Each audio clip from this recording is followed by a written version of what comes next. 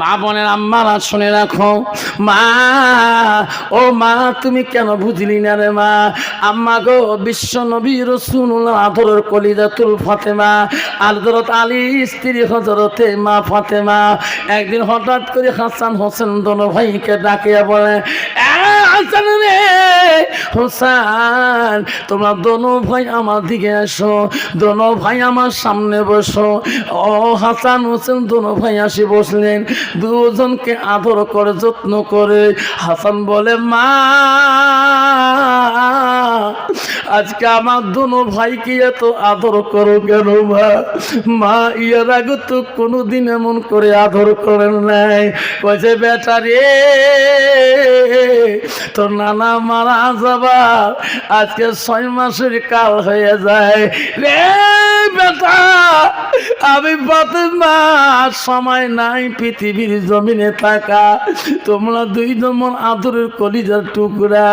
বেটা রে আজকে জনমের আদরটা করে যাই, কবরে গেলে তোমাকে আদর করবে।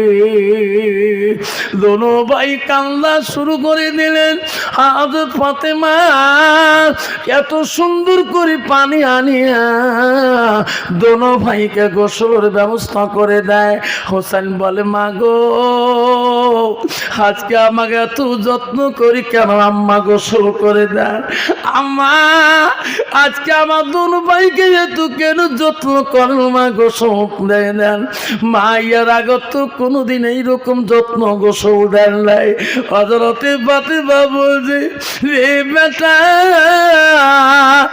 আমি আজই চলে যাব রে দুনিয়া থেকে রে বেটা, আজ থেকে তোমাকে গোসল দিবে পৃথিবীর মা থাকবে না, আমি চলে যাব রে বেটা।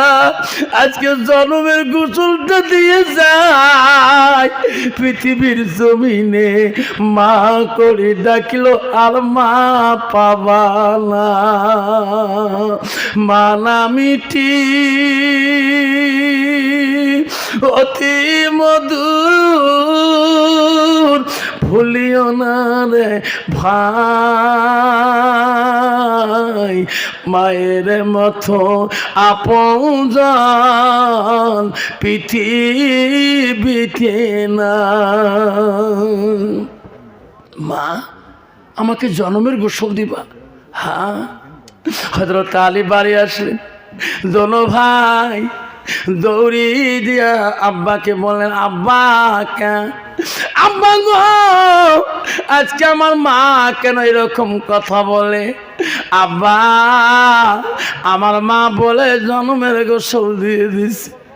হযরত আলী বলে, ফাতেমা রে আমার চান দুইটা তুমি কি বলছো রে ফাতেমা? ও ফাতেমা দোনো ভাই কেন কাঁদতেছে? বন্ধুরে উঠবেন না, বিয়াদবি হয়ে যাবে আব্বারা। আব্বা তাহলে তোমার সবচেয়ে বড় বসাক পড়া জন্মে জীবন দাওয়াত নেব না।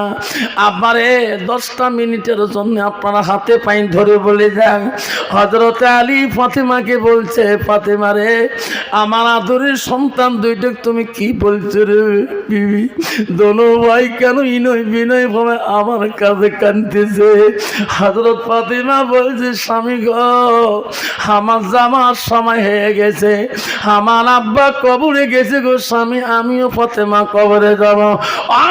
স্বামী আমি ফাতেমা যদি মারা যাই পৃথিবীর মানুষ যাতে দেশের মানুষ যাতে জানে না কে ও গো স্বামী আমার তোমরা পর্দা করে নিয়ে যা কবরে রেখে দেবেন। আলী বলছে, ফাতেমা রে তো কি দেশের মানুষ মাটি দেবে না? মা বলে, শুনে রাখো হযরতে ফাতেমা আলীকে বলছে, ও স্বামী গো আমি ফাতেমা এমনও পর্দায় ছিলাম, কত বিদিন না ছাড়া কাফেররা আমাকে দেখার জন্য চেষ্টা করতো, আমার জন্মের মধ্যে আমাকে দেখতে পারে নাই। ও গো স্বামী আমি যেদিন মারা যাব কত বেঈমান না ছাড়া মুসলমানের রূপ নিয়ে ওই রকম টুপি পরি মুসাল্লি ভাসি নিয়ে আমার জানাজার শারীক হয়ে যাবে, খারাপ কল্পনা করবে। ফাতেমা দেখতে পারি নাই লম্বা চওড়াটা কতটুকু আছে এটা জানতে পারে। ফাতেমা বলছে স্বামী গো, একটা আবেদিন যদি আমার নামে যদি খারাপ কল্পনা করে, আল্লাহ এই ফাতেমাকে পর্দার মূল আল্লাহ দেবে না। ওগো স্বামী, আমি মারা যাওয়ার পরে দেশের মানুষ যদি কেউ জানে না ফাতেমা অসুস্থ হয়ে গেল। হযরত আলী তার চাচা হযরত আবু যর গফফারিকে বললেন, চাচা গো, তোমার বৌমা এই কথা বলিয়ে গেছে, কবর রেডি করে রাখো।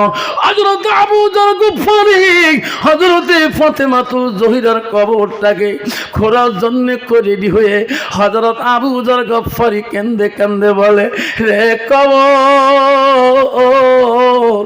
আজকে জানিয়ে রাখ, আজকে কে আসবে এখানে?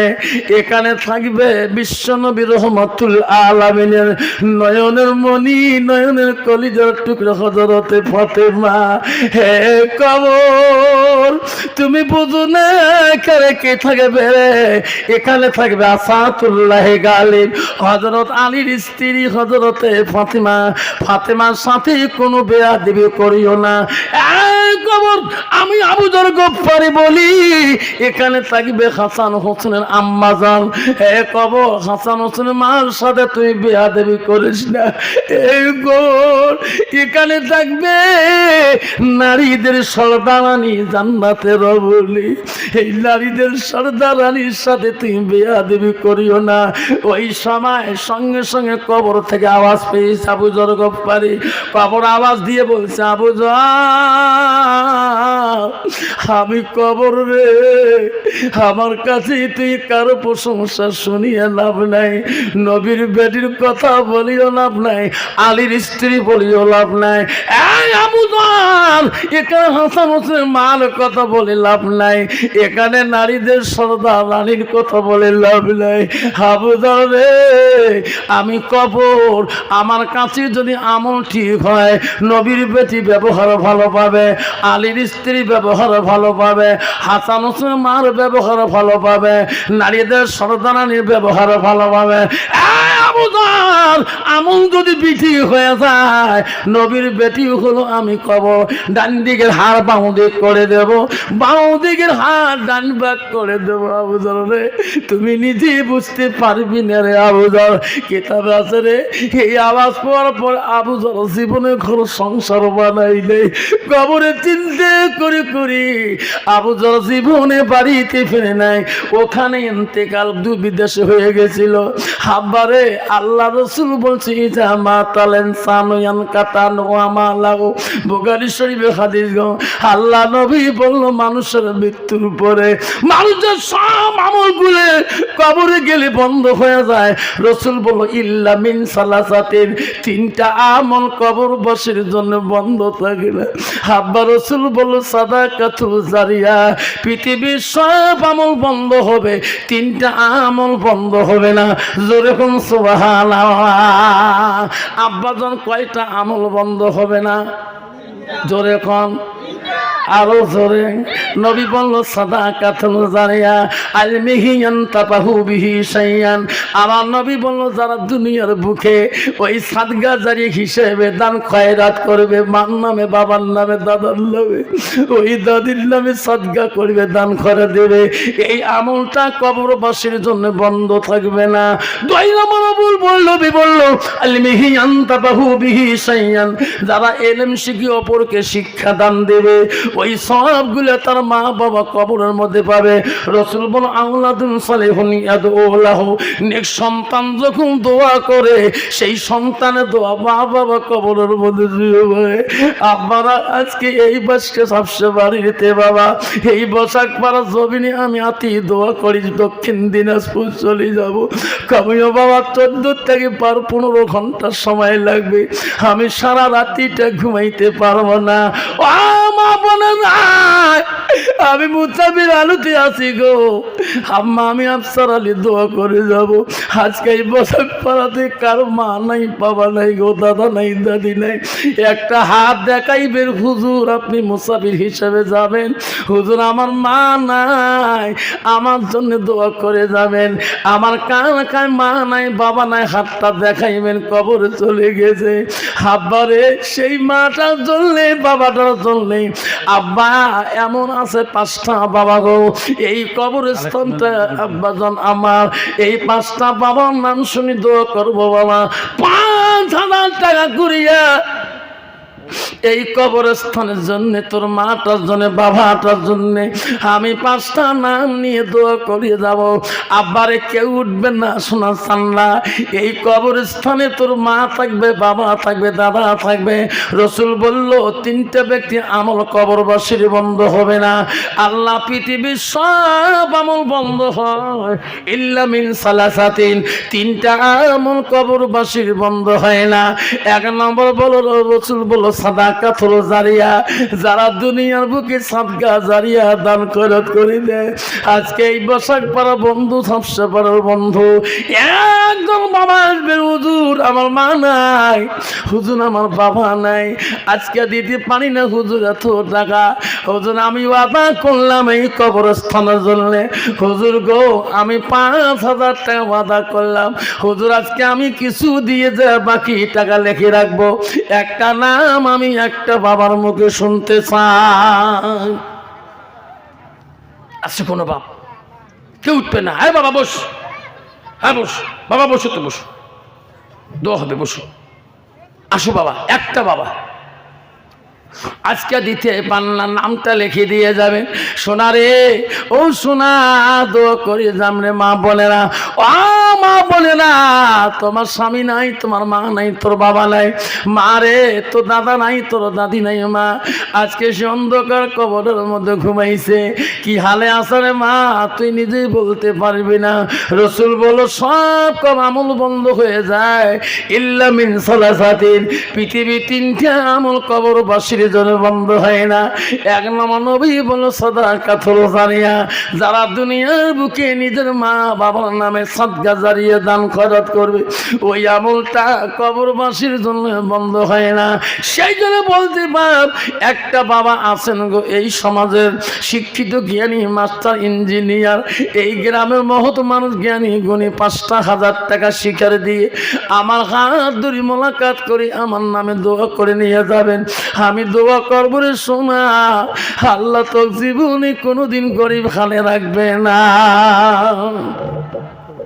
আসেন একটা বাপ, হুজুর আজকে আমি দিতে পারি না, হুজুর নামটা লিখে রাখেন, আমি এই কবরস্থানের জন্য ঝাপসা বাড়ি 1ম খণ্ড কবরের জন্য।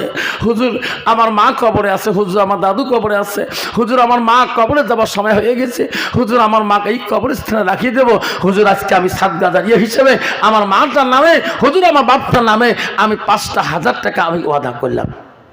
একটা বাবা আছেন, একটা বাপ এলাকার ধনী, কবরস্থান সেক্রেটারি প্রেসিডেন্ট, এলাকার মেম্বার সেক্রেটারি প্রেসিডেন্ট যারা আছেন, এলাকার ভিডিবি এলাকার মেম্বার বাবা আছেন, যে হুজুর 5,000 টাকা এই কবরস্থানের জন্যে আমি আমার মার নামে আমার বাবার নামে হুজুর আমি ওয়াদা করে দিলাম। হুজুর আজকে আমি দিতে পারলাম না, হুজুর শুধু আমি নামটা লিখে দিয়ে দিলাম, বাকি টাকাটা কমিটির হাতে আমি জমা দিয়ে দেব।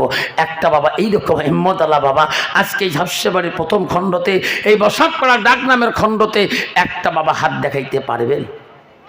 কি নাম বাবা? আল্লাহ মহিলার থেকে আল্লাহ কোহিনুর মা নামে, মালা রে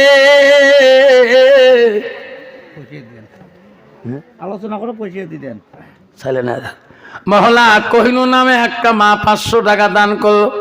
আল্লাহ কোহিনুর নামে দান তুমি কবুল মঞ্জুর করে নাও। আল্লাহ কোহিনুর জীবনের গুনাহ তুমি মাফ করে দাও। হ্যাঁ মাবুদ, এই 500 টাকার বিনিময়ে আল্লাহ 1 বাড়ি দিয়ে 5,000 টাকা তুমি লিখে দিও। আল্লাহ তোর দস্তুরের মধ্যে আল্লাহ কবুল মঞ্জুর করে থাকবি। আব্বা আমার শোনার চাল না গো, আব্বা জন আমার 5,000 টাকা একটা বাবার কাছে ওয়াদা করলাম।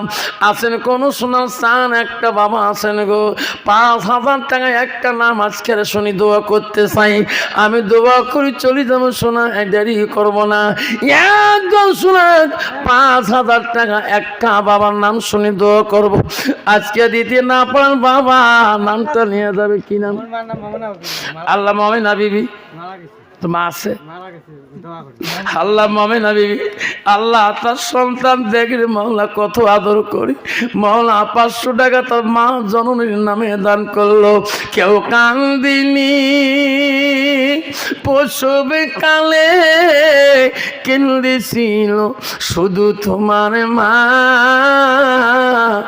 মায়ের দিলে কেহ ব্যথা দিও না আল্লাহ মমিনা নামের এক ছেলে আল্লাহ মার নামে মমিনার নামে 500 টাকা দান করলো আল্লাহ আজকে মা নাই আল্লাহ কবরের মধ্যে শুয়ে আছে আজকে যদি ওই মা থাকতো আল্লাহ আল্লাহ মার কাছে না মা ডাক দিয়ে কত না শান্তি পাইত আল্লাহ সেই মা দুনিয়াতেই চিরকালে কবরে আছে আল্লাহ নাই তুমি আমাদের 5,000 টাকা দিতে পারেন না বা 2,500 টাকা একটা বাবার নাম আমি শুনি দোয়া করতে চাই এই কবরস্থানের জন্য বাবা 2,500 টাকা আমার মা বোনেরা গো আম্মারা গো শোনা চান মা বোনেরা 2,500 টাকা একটা মা যদি বলে হুজুর হুজুর আমি এলাকা ধনী প্রেসিডেন্ট কাউন্সিলর মেম্বার হুজুর আমার স্বামী পূর্বে 4 মাস্টার এলাকার পুলিশ ও হুজুর গো আমি 2,500 টাকা এই কবরস্থানে দিয়ে দাও